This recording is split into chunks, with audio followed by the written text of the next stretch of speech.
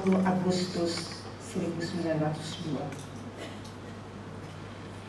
Kepada Nyonya Van Gogh, senang sekali berkat usaha dan kerja Nyonya dan beberapa orang lainnya yang tak mengenal jerih payah, maka terbukalah mata negeri Belanda Raya untuk hal yang penting dalam pendidikan, yakni bacaan anak-anak.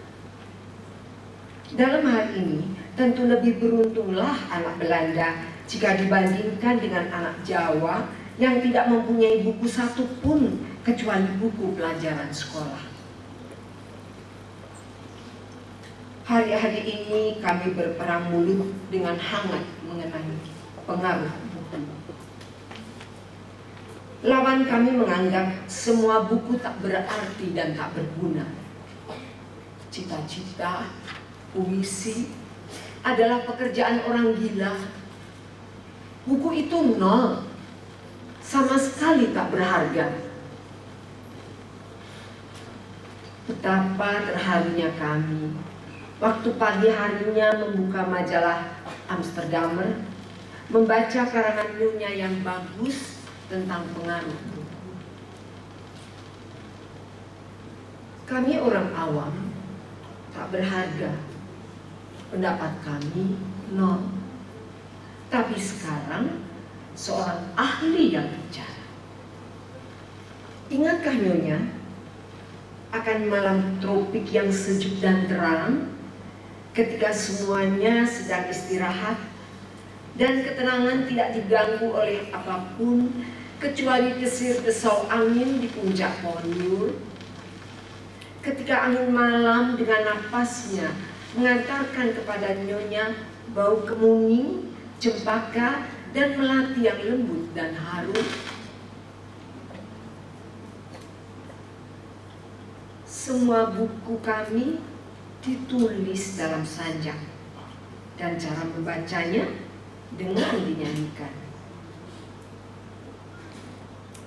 Waktu yang paling nikmat ketika melepaskan lelah setelah seharian kerja.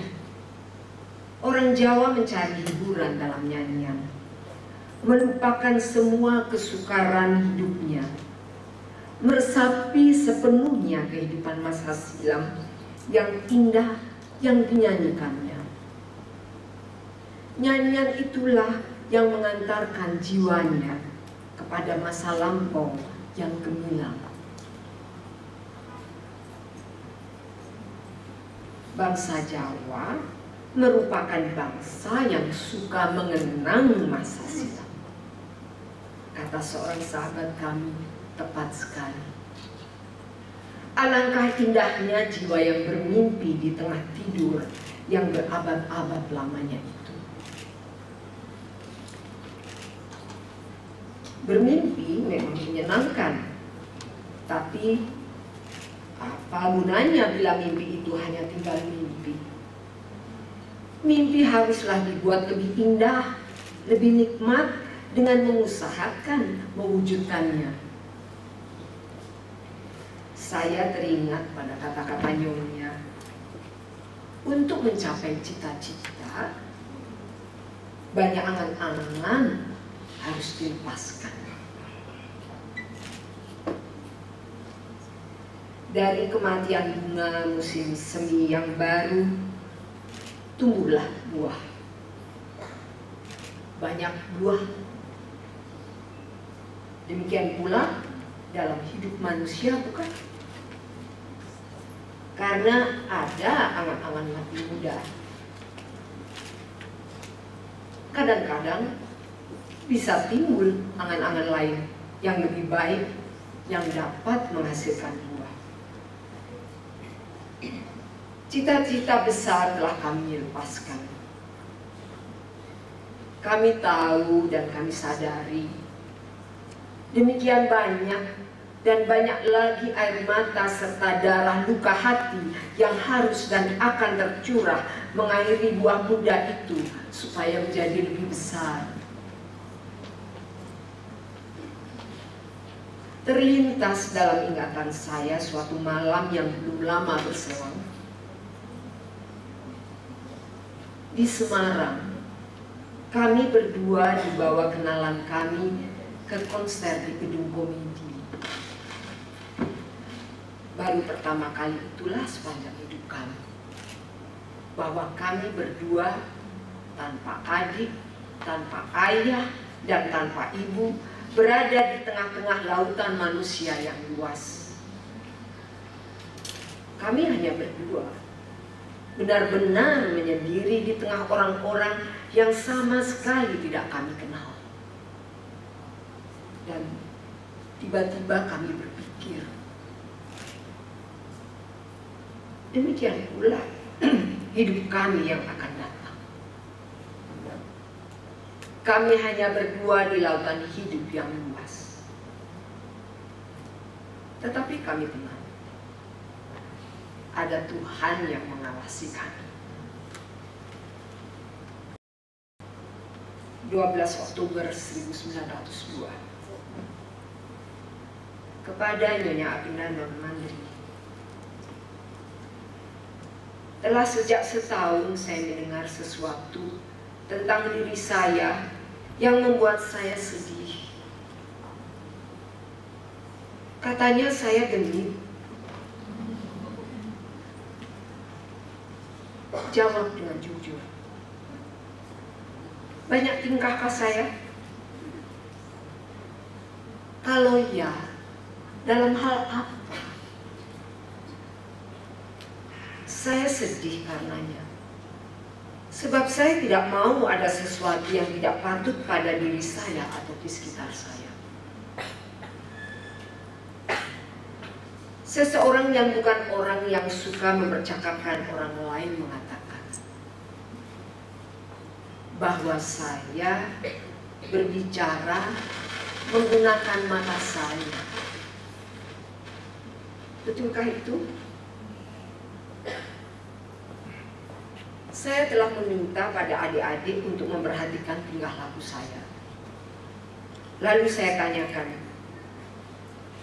keistimewaan apa yang mereka lihat dan apa yang tampak dalam gerak mata saya. Dan adik-adik yang jujur dan selalu tahu mengatakan bahwa mata saya bersinar-sinar apabila saya banyak berbicara dengan siapapun. Percayalah bahwa hal itu saya perbuat tidak dengan sengaja. Dan saya tidak pernah memikirkan dengan apapun untuk menarik perhatian. Dan kalau saya berbuat sesuatu seperti yang mereka tafsirkan, hal itu saya perbuat tanpa sadar. Rasanya aneh jika orang yang selama ini mengira sebagai gadis yang serius dan baik-baik, lalu sekonyong-konyong mendengar bahwa ia makhluk yang banyak tingkah. Saya tercengang, lalu menjadi sedih seketika itu. Orang ingin agar saya menundukkan mata dengan susila. Saya tidak mau. Saya ingin melihat orang-orang di dalam matanya, tidak menundukkan mata untuk mereka, juga tidak menatap kepada matanya. Nyonya sudah tahu betapa selama ini kami tak menghiraukan apa yang dikatakan orang. Tetapi dalam hal ini, orang tidak boleh dan jangan sekali-sekali mengatakan, nah itulah, begitulah jadinya kalau anak-anak perempuan mendapat didikan Eropa. Pandangan seperti itu akan mengakibatkan kerugian yang tak terhingga. Faktanya, dalam suka dan duka kami selalu bersama bangsa Eropa. Apa yang saya perbuat sekarang? Tidakkah orang-orang Eropa turut menghayati perasaan kehidupan jiwa kami yang sedalam-dalamnya? Orang dapat merampas banyak dari kami. Ya, semuanya. Tapi jangan dengan saya. ini tetap milik saya. Dan saya akan berlatih dengan rajin menggunakan senjata itu. Janganlah kami terlalu banyak diusik, sebab kesabaran yang sesabar-sabarnya akhirnya akan habis juga. Oleh karena itu, kami akan menggunakan senjata itu. Walaupun kami sendiri akan terluka karena